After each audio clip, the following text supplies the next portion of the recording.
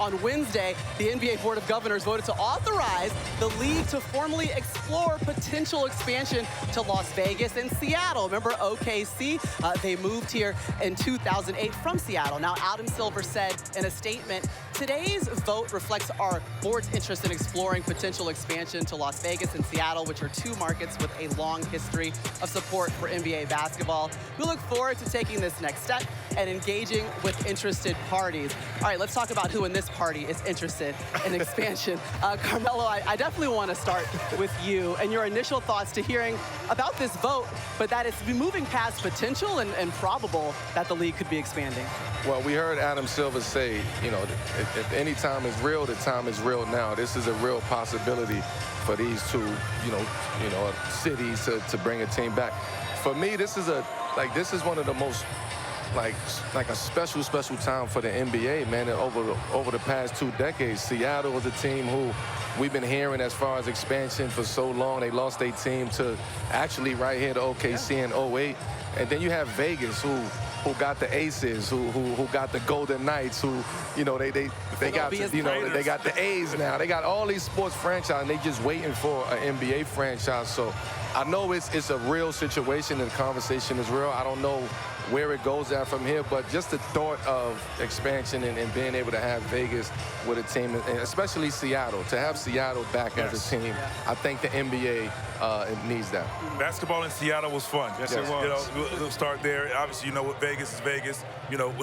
We'll see how that goes. But I just think it gives an opportunity for more guys to go out there and fulfill their dream of being an NBA player. I know how you feel about it, but I don't know if I want to go past 32. Okay. But I love the fact that now we're going to have more teams, more opportunities, and at the end of the day, the NBA sees this as another chance to make a lot of money. Yeah. And the basketball is really good right now. We do have stars. And going into those cities, bringing more basketball, more revenue to the game is a good thing. Because at the end of the day, the NBA is looking at this. We all know the NBA won't look at this if they're not going to make money. Getting rid of teams is not in the cards for this business. So bring Vegas into the picture. Money's going to come. Seattle is going to definitely bring the fandom in sports, and it's good, like I said, good basketball there. Let me see. NBA just signed a $76 billion deal at 30 teams, right? You want to add 2 more teams. I'm not mad at having 2 more teams and giving guys an opportunity. But when you look around the NBA and you have all these teams tanking, and then you want to add 2 more teams, to me, I don't think we have the talent. I'm just going to be honest. I've been on record saying that. I'm going to say that today. I don't think we have the talent going around to start 2 more teams. Now, NBA's looking at this as, add more money, being able to get more money for the NBA, which they are going to do. But I'm just looking at a team like the Brooklyn Nets. I hate to say these teams, the Washington Wizards. Like, these teams are unwatchable right now. Yes, I played for an expansion team. You played for expansion teams. Is there talent coming out of college? There are. But it's just more to me than guys being able to score points. To be able to carry a franchise, that brings a whole different dynamic.